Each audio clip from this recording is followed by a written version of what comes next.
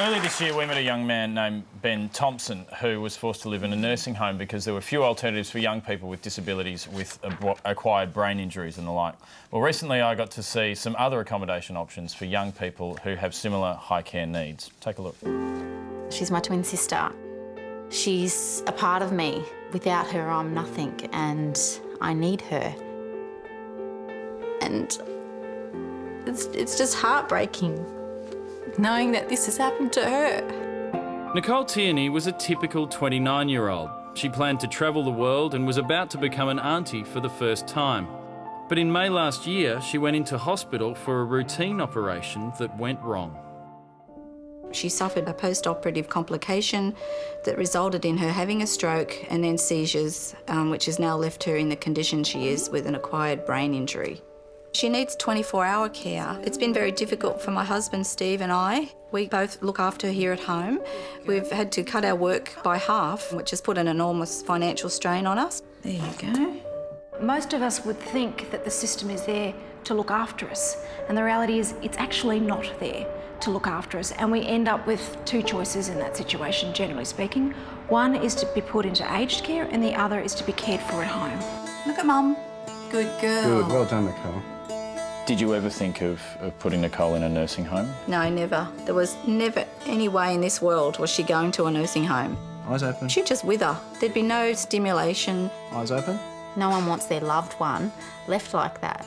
You know, you wouldn't wish that on anyone.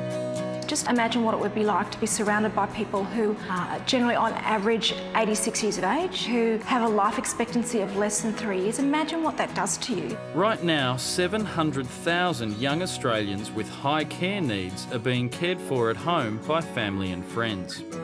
Youngcare is one organisation trying to relieve the burden on families like the Tierneys by building apartments specifically for young people who require full-time care. Not only are you surrounded by people your own age, but you actually have individualised care that's specific to your care needs. It's a world of difference.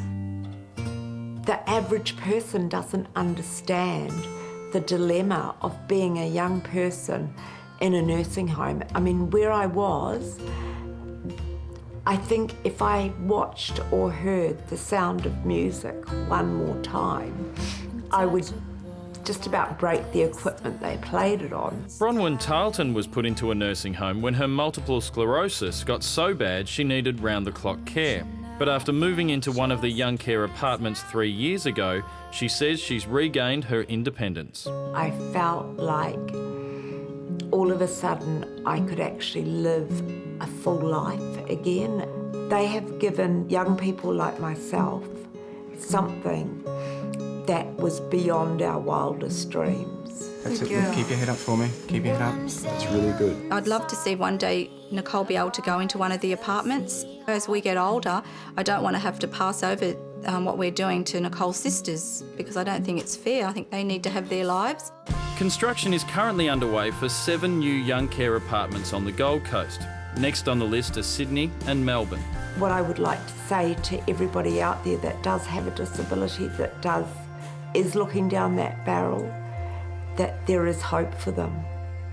She deserves the best quality of life, as we all have, we take for granted every day. She's a fighter, so we're supporting her in that and we'll do whatever we can to help bring her back. Devastating. Amazing people to meet. There are currently 7,000, almost 7,000 young people forced to live in aged care, and Youngcare are doing an amazing job with 9 new apartments coming up in Brisbane, and there's a new facility for 12 in Melbourne, but there's 7,000 people that need to get taken care of. There's simply not enough money coming from the government on this. Yeah, I'm just looking at the notes here. The federal and state governments are aware of the issue, they say. They've got a program, an initiative called Young People in Residential Aged Care. I think it should be renamed Get Young People Out of Residential Aged Care. $250 million over 5 years, spread between the states. It's nothing. Come on, Bill Shorten, the Minister. Get your finger out, get on with it. You had time to knock off Kevin Rudd last week. You've got time to deal with this. Well, if you want to find out what you can do to help on this issue, head to our website, follow the links, lots of info there, and we will be back with more after the break.